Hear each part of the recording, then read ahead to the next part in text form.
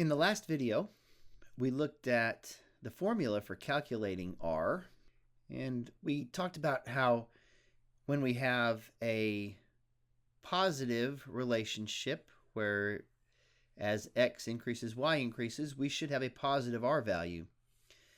And we have the data set here for this relationship between these variables, but we remember that it took us a while and that calculation was a bit cumbersome when we just had 4 simple points. Now we've got several points that aren't quite as simple. And so finding this correlation coefficient by hand is going to be pretty cumbersome.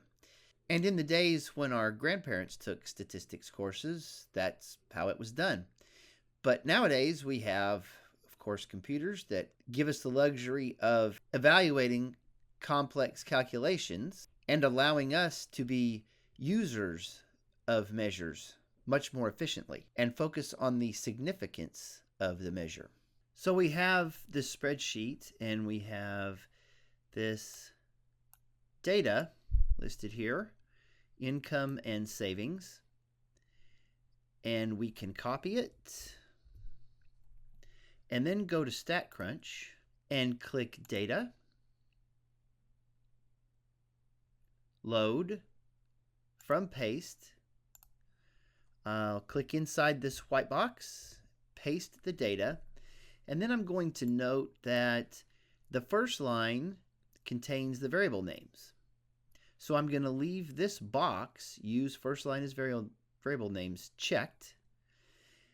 And then we have choices for our delimiter here depending on how the data is presented. There might be commas or semicolons or white space or tabs. I could use either white space or tabs for this one. I'll just leave it at tab. And then click Load Data. And the data has now been loaded into this nice spreadsheet. We have our headings. Our headings are the variable names. What I want is the correlation coefficient. So I'm going to click Stat, and I'm going to go to Regression, Simple Linear. We talked about the importance of specifying accurately the independent and dependent variables. The independent variable will be our x variable, and we decided that income should affect savings. So our independent variable, or x, should be income, and our dependent variable, or y, should be savings. We won't worry about any of the rest of this right now.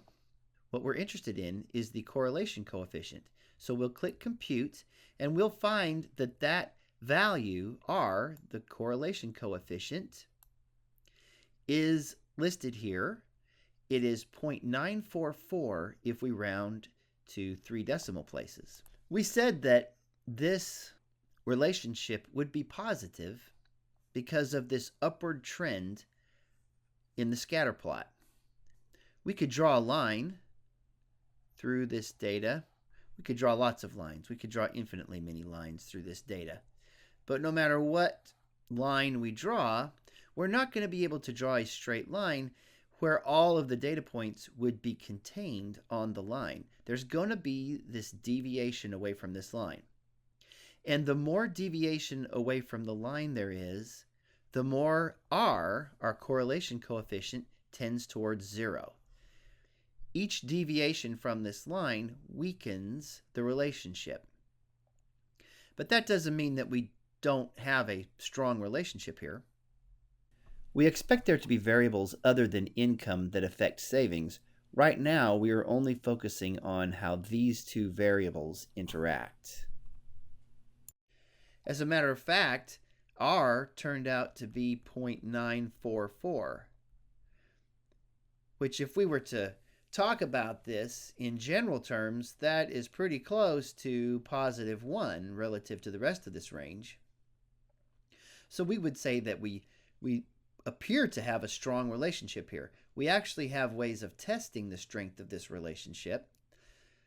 But for right now, we might note that this is pretty close to positive 1. So we might say that we have a strong positive relationship between these two variables.